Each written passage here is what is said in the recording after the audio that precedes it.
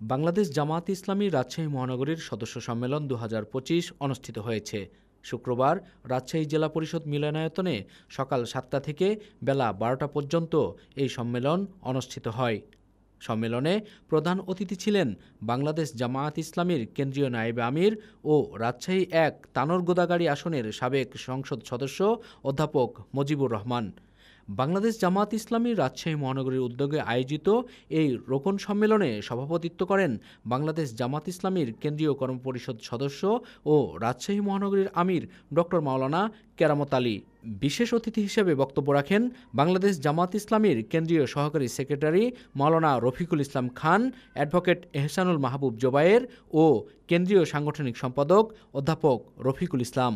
প্রধান অতিথির বক্তব্যে জামাতের নায়েবে আমির মুজিবুর রহমান বলেন যে আল্লাহ তাআলা আমাদেরকে মানুষের মধ্য থেকে আল্লাহর আইনকে আল্লাহর জমিনে বিজয়ী করার জন্য বাছাই করেছেন।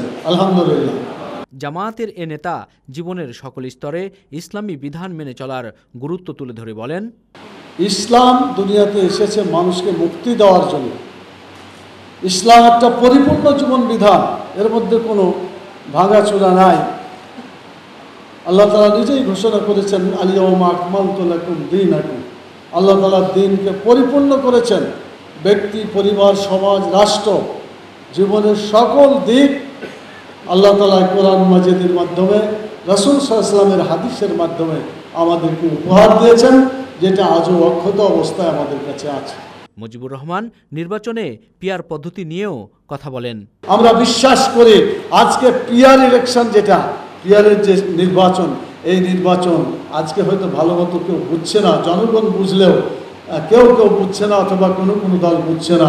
আমরা বিশ্বাস করি আজ হোক কাল হোক বাংলাদেশের নির্বাচন ব্যবস্থাকে চাঁদাবাজ মুক্ত করতে হলে, অন্যায় জুলুম নির্যাতন থেকে দেশকে বাঁচাতে হলে পিআর পদ্ধতির বিকল্প নাই বলে আমরা বিশ্বাস করছি।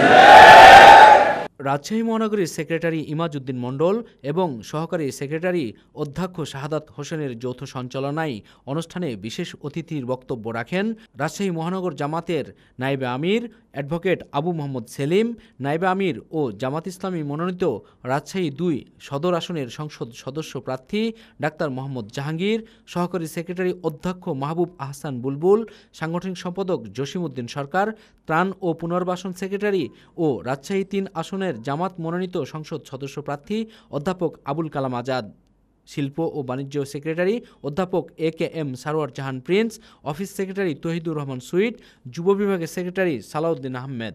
সম্মেলনে জামাতের রাজশাহী মহানগরীর পুরুষ ও নারী সদস্যগণ অংশগ্রহণ করেন।